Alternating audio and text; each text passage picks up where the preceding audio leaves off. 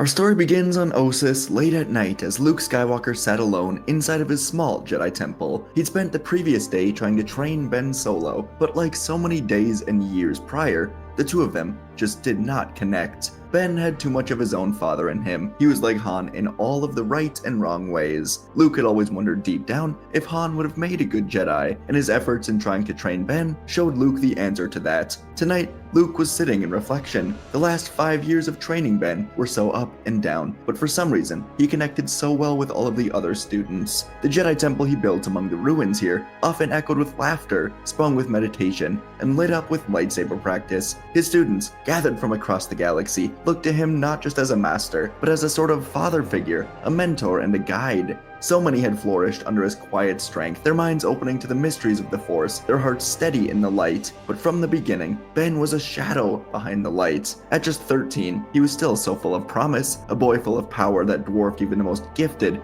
of his peers. But where others opened up to Luke in the Force, Ben had begun to coil inward, wrapped in emotional armor that Luke just couldn't see through. There were missions that should have bonded them, ones Luke planned deliberately to draw Ben out of his shell. On Elphrona, when a rogue warlord threatened to unearth a Sith holocron buried in a long-lost temple, Luke brought Ben with him alone, hoping the shared danger would forge connection. But after the battle, after the warlord was defeated, and the darkness was sealed again beneath stone, Ben stood in the twilight of the ruins, and he said nothing. And Luke felt it then, the storm inside the boy. It was powerful, frightened and distant. He told himself it was just his youthful attitude. It was just a phase, but phases passed, and over time, the silence only grew louder. One place Luke and Ben had no trouble coming together though, was in combat drills. Ben always excelled in saber training, often defeating the older students, but he rarely celebrated, even when Luke offered his congratulations and praise. When a group of Padawans once bonded on a mission to Mon Cala, rescuing trapped civilians after a quake beneath the oceans, Ben hung back. He was there. His lightsaber work was flawless, but his eyes searched for something that none of them could give. Luke saw it. Again and again, there was an unspoken hunger. It wasn't for attention, it was for understanding, for identity. It was as if the boy wanted more from the Force, and what Ben wanted seemed to be beyond what Luke could offer. Luke felt himself slipping, and each night, he stood on the cliffs of Ossus and looked at the stars, questioning what exactly he was missing. As the years passed, other students rose into their roles. One of them, a Twi'lek named Enyo, grew into her role as a head trainer of younglings that were coming to the temple. Another was a human girl called Vo, and was very friendly to everyone, despite lacking in her abilities. Unlike Ben, she never wallowed in wanting more. She was a bright and joyful explorer of Force visions that sometimes came to her and helped to guide her, though her abilities in the Force were not nearly as high. Luke watched his many students with pride, but when he turned to Ben, he felt like he was just an outcast. There were no answers in the ancient texts that Luke and the others honestly could not bring themselves to read fully. They were a bit outdated, but Luke soon realized that Ben wasn't angry, he wasn't cruel, but the Force inside of him was like a star trapped in ice. He was untouchable, as if Ben were choosing not to fully unlock it. Luke began to fear what it meant. Fear. It was a word that he hated, because fear was an emotion he could never fully get rid of. Whether it was fear for his friends on Dagobah, fear of the Emperor, fear of himself, it would always be there. And through the years, Leia often had reached out to check in on Luke and Ben. She was extremely busy in the New Republic, but she loved her son, and she loved Luke. She asked how Ben was doing, and if he was opening up, and Luke had lied more than once out of love, because how could he tell a mother that his bond with her son is falling apart, that every lesson, every story, every meditation was met not with defiance or anger, but with this just indifference? Ben was there physically, but he grew distant mentally all the time. Luke almost wished that Ben would get angry and lash out. At least that would be something that Luke was familiar with. And so tonight, for the first time, Luke had admitted it to himself, whispering into the Force that Ben isn't his to shape. Not fully, at least. Luke could teach saber forms, Jedi history, the living Force, but Ben was carrying something older, deeper, and wounded in ways that Luke could never reach. But there was someone who could. And as the wind whispered through the cracks in the temple, Luke would let go of his pride, of his fear, and for the first time in a long time, he reached out. He was asking for his father's help, because Ben didn't need a teacher like Luke. He needed someone who'd once been lost in the dark and had once had to shut himself off emotionally, just like Ben was doing now. And somewhere, far beyond time and space, the spirit of Anakin Skywalker began to stir. He would slowly appear to Luke in his familiar, blue spirit form, the same one Luke had seen with Yoda and Obi-Wan before. He looked young, and yet his presence gave off an aura of a man who'd lived many lifetimes.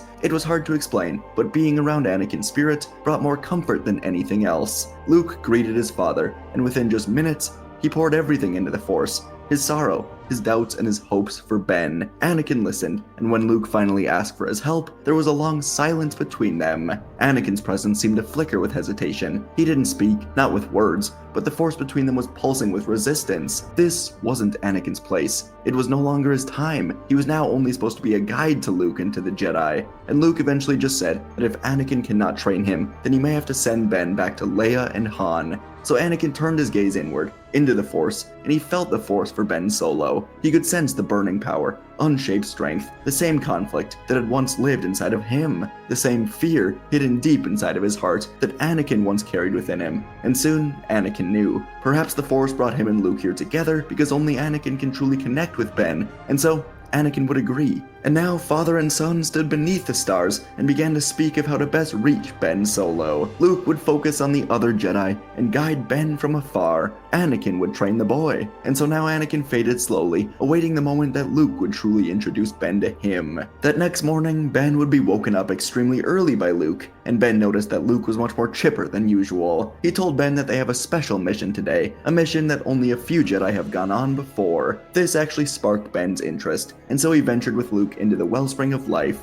Ben didn't ask questions. Inside of him, something was stirring. Not the quiet rage or the doubt that secretly haunted him at times, but something else. It was excitement, a pull, as if the Force were speaking more clearly to him now. The wellspring of life was not on any map. It could not be reached by coordinates or fuel. Luke guided the ship by purely instinct, by memory, and with the help of R2-D2, who Luke learned actually once came here with Yoda. Luke would never fail to be completely astounded at the many journeys of R2. When they arrived, they walked for hours across endless shifting landscapes, fields of light, forests, and they all hummed with life so ancient it made time feel irrelevant. The wellspring was different for everyone who came here, and at the edge of a large ocean, Luke would leave Ben, telling the boy to trust the Force. Ben would sit, close his eyes, and slip beneath the surface of the Force as the ocean waves crashed over him. Ben expected to feel the water, but instead he just felt peace. What followed was some sort of vision. Ben found himself stepping into memories that were not truly his, futures that could be his, lives that barely made sense. He watched a child cry out on Mustafar as his mother screamed as a red lightsaber pierced her chest, followed by a masked man slaughtering an entire village. He saw this person on a ship, removing the mask, and underneath it was Ben himself. Ben felt the weight of destruction under his hands. The future he always knew could be a part of him. But then he saw other things, a girl with a face he could not see, and yet her presence was so soothing. Each step forward cracked something inside of him open, as if the Force were peeling away his armor, forcing him to feel every life he could touch or destroy. And in the final chamber, he stood alone before an image of himself, neither light nor dark, but rather uncertain. Around him floated whispers of all who'd come before. Jedi, Sith, Wanderers, Guardians. Some had failed, some had risen, some had fallen and returned, and Ben reached out with his soul. The Force moved through him truly, and for the first time in his life, Ben actually heard it like never before. Everything shifted. His body collapsed, and his consciousness surged forward. The world between worlds now stretched out before him, and he sensed the presence waiting for him. Anakin Skywalker was here, and he said hello there to the young Jedi, and this was a moment that would spark a new era for Ben, as he looked upon Anakin Skywalker, Darth Vader. This was what Ben needed, and the first year of Ben Solo's training under Anakin was unlike anything he went through in Luke's Jedi Temple. Though Ben remained physically on Ossus, living in the small hut with the rest of the Jedi in the forests, his mind and spirit drifted regularly into the world between worlds. Anakin guided him with training, not just the light, but in the darkness as well. Through gateways scattered across the realm, Anakin would show Ben pieces of the past. Mustafar, where he was burning in fire, the slaughter at the Jedi Temple, the Emperor's throne on Coruscant, and the final wheezing breaths aboard the second Death Star. Ben wouldn't just witness these moments, he would feel them. He would stand in Vader's broken, painful armor, carry the weight of that rage, the emptiness, and it scared him. But in that fear, something new was born inside of Ben, a clarity. Luke, meanwhile, would grow into his role as Grandmaster like never before. Without the constant anxiety of Ben's unpredictability weighing on him, the other students flourished under his teachings, drawn to his quiet strength and vision. He encouraged more exploration of the Force,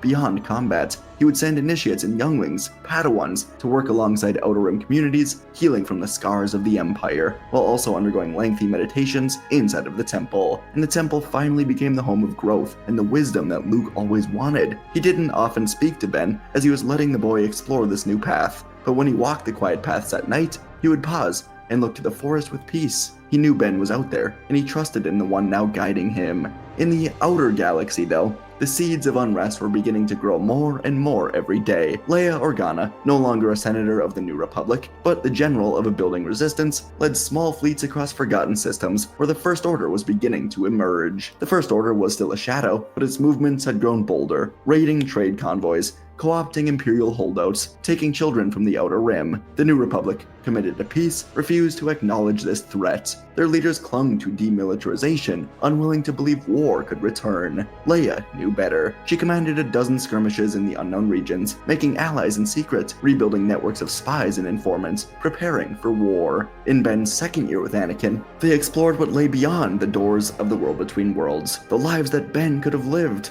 The multitudes of possibilities weighed on him, but Anakin taught Ben not to fear choice, but to understand it. Anakin would never hide his past from Ben. He let Ben feel the moment he slaughtered the Separatists, the numb rage that drove him to betray Windu, the silence after the younglings in the temple. These were memories etched into the Force itself, as Anakin wanted Ben to see what he'd become, and what had been lost while doing it. So Ben would learn not to listen to the calls from the dark. Luke's temple would expand in both spirit and reach. He formed circles of Jedi, who would soon become masters in their own right. The galaxy began to whisper about Jedi again, and Luke knew his order would not fall to fear of love or grief. It would rise and face them. Leia, meanwhile, faced the cold failures of the Senate every day. Every plea she made was met with hesitation. The New Republic was afraid of conflict, so afraid it had begun to abandon the outer systems. She watched as pirates grew in strength, planets were falling into chaos, and always, the growing shadow of something deliberate was behind it. She would send operatives into the unknown regions, where signals disappeared and entire ships went dark. The galaxy was tipping. She could feel it, and Ben's third year of training with Anakin was spent largely in actually growing his powers. His mind was sharp, his heart fully steadied in the light. He still battled the whispering voice of ambition and doubt, but he understood now that the dark side was a wound that promised relief and delivered rot. And Anakin would teach Ben more advanced lightsaber forms that Luke never got to learn directly like this. Ben was honed in his fighting ability, and he would often duel Anakin on the bridges of the world between worlds, or on many different terrains that Anakin would forge from the Force. Ben had grown into a powerful Jedi. Luke would sense the shift, and he'd become the Grand Master of around 100 Jedi over these years. Things on Ossus were good, and soon Ben would enter Luke's temple late at night, as Anakin would appear to both of them with a mission that they're now ready for. Anakin would tell the two Jedi to go to Mustafar. There, they will find a Sith Wayfinder, and they can confront their destiny once and for all, a destiny that Ben has shifted through his time with Anakin. And so, they traveled to Mustafar, a world of ash and dark history, and Luke and Ben would step onto the blackened ground beneath a sky of red clouds and smoke. But the Sith had not left this place unguarded. As they moved through the burned remains of an old forest, figures began to move. From the molten pits and broken stones emerged Sith cultists, and they moved in to kill these Jedi. The battle here was instant. Luke moved with his green blade spinning around with power, every strike intentional, every motion a lesson in his years as master. And beside him, Ben Solo swung his blue blade as it was crashing against the cultists. The two of them fought not as student and teacher, but as Jedi masters in battle. They moved as one, weaving between collapsing columns and erupting flames, backing each other up without words. The cultists were strong, wielding weapons forged from Mustafar itself, but they were not prepared for the most powerful Jedi since Anakin Skywalker himself. And when it was over, the two of them would find the Wayfinder. With the device secured, the two departed Mustafar aboard Luke's ship, plunging through hyperspace towards Exegol. The flight was treacherous, going through a maze of gravitational anomalies and dead systems, choked out by burning stars. Their ship groaned with the strain of the journey, but they pressed on. Without the Wayfinder or exact coordinates, no one would be able to make this flight. But they were not alone in their approach. On Exegol, Darth Sidious was stirring, though bound to a decaying form. He could sense this approach from the Jedi, and as they got closer, Sidious extended his own presence into the Force, summoning Snoke to him. Snoke, already in the unknown regions, would arrive to Exegol far sooner than the Jedi, and Sidious would be forced to reveal everything to him, that he was created by Sidious to lead the First Order until Sidious is ready. But today, Sidious offered him the Final Order fleet, an armada of planet-killing ships dormant in the hidden docks of Exegol, waiting for a command. waiting to be finished. All Snoke had to do to get them was kill the last Skywalkers today. And so Luke and Ben descended into the stormy atmosphere of Exegol. Lightning was splitting the sky, illuminating towering spires and massive structures built into the ancient planet. The two of them moved along the rocky surface as they could feel the dark presences here. The wind howled with ancient whispers, and from the darkness soon emerged a group of warriors ready to fight. Snoke stood at the center, surrounded by red guards that reminded Luke of the Emperor's Red Guard, and behind them, a squad of stormtroopers. Ben whispered that it's a trap, and that he has a bad feeling about this, but Luke was at peace. Together, they ignited their lightsabers, and they readied themselves, and in moments, blades were colliding. Luke charged in at Snoke, spinning low and fast, stepping lightly across the rocky platform. His strikes were powerful, unrelenting, but Snoke answered with his own brute power. Each swing meant to crush Luke. Their battle tore through the center of the throne, sparks cascading as their sabers sliced through statues and stone, every movement getting stronger as Luke pushed forward, despite being smaller in size. But size mattered not. This was one of the earlier lessons Luke ever learned, and Snoke was being pushed backwards. And on the other side of the main area, Ben faced the Red Guards, spinning his blue lightsaber in rapid arcs, striking down the first two guards in a flash of motion, one with a downward slice to the thigh before stabbing upwards, and the other with a clean thrust through the chest. But the guards adapted to Ben, striking with synchronized formations, weapons shifting between energy blades and whips. Stormtroopers now fired at Ben from behind, forcing him to deflect these blasts while twisting and moving between crimson weapons. He leapt upward, flipping over the cluster of enemies, slicing through the neck of two of them, then landing hard, driving his blade through the ground in a burst of force energy that sent several troopers flying away. But just as he turned, one of the guards slashed across his shoulder with a small vibro blade. Ben dropped to a knee, lightsaber faltering for a moment as his arm went numb with pain flaring through his body. Ben struggled to rise up. The guards encircled him, and the stormtroopers readied their blasters. Then, in the chaos, one soldier hesitated. FN-2187, blaster trembling, looked at the silhouettes of the Final Order ships sitting underground, planet-killing ships. FN-2187 could not do this anymore. He stepped forward, then lifted his rifle, and fired on the Red Guard that was swinging down on Ben for the kill. The bolt dropped one of them instantly, and for a moment everyone was still, and then Ben rose back up. Together, Ben and FN would move together, fighting through the remaining enemies until only Ben and the stormtrooper remained, and they would look over to Luke, far across the platform. Snoke drove Luke backwards with a huge force push. Luke flew back in, and the two sabers clashed again. This time, Luke shifted. His stance was changing. Snoke came in for a heavy overhand swing, but Luke parried and turned the motion against him, rotating into a flowing maneuver that slipped under Snoke's saber. His green blade slashed upwards, scoring a deep gash across Snoke's side. Snoke screamed out, lightning erupting from his hand in a desperate blast, but Luke absorbed it with the saber, stepping through the energy storm, and with one final surge, Luke spun into a high arc, bringing the blade down to end this once and for all. The battle would fall quiet in an instant, and together, Luke and Ben turned to Darth Sidious. The Dark Lord would lift his broken fingers to fire as much lightning as he possibly could, but together, Luke and Ben deflected it right back at the Dark Lord. Sidious screamed in his failure as he looked past Ben and Luke to see Anakin Skywalker staring at him with a calm look on his face, radiating with light. And it was the final thing Sidious would see, as he was completely destroyed. And on Exegol now, Luke and Ben uncovered a data archive encoded with a terminal surrounding the cloning vats. The data revealed that a clone of Palpatine had gotten out years ago. The clone had been killed, but not before fathering a daughter, and she was never found. The implications sent a chill through Luke, but there was no time to dwell on what might come. They still had a mission to finish. Together, Ben and Luke set a Final Order ship for detonation. Fire ripped through the caverns of Exegol, statues would crumble, machines would scream as the base of the Sith Empire exploded. The two Jedi would escape aboard Luke's ship, and from here, the two of them put their full focus into finding this granddaughter of Palpatine, and after many months, they found the girl on Jakku after tracking Palpatine's clone ship path, and they brought her into the Jedi Order. Meanwhile, FN-2187, now being called Finn, had become a hero within the Resistance. He helped to rally defectors from the First Order ranks, and together with Leia, Poe, and others, the Resistance evolved from a shadow operation to a galaxy-wide movement. Luke, Ben, Rey, and the Jedi Order would soon join to help. And for a year of war, Luke would lead battles across occupied worlds, whose bravery inspired others to stand tall and fight. Rey would train under both Luke and Ben remained grounded by the light and by Anakin's teachings. This trio would lead the Jedi Order and the Resistance into victory against the failing First Order, and in time, they would help those like Leia and Han and the New Republic bring peace to the galaxy once more. And folks, that is our sequel story for today. My 90,000 giveaway winners will be announced tomorrow's video, so anyways, stay tuned for that.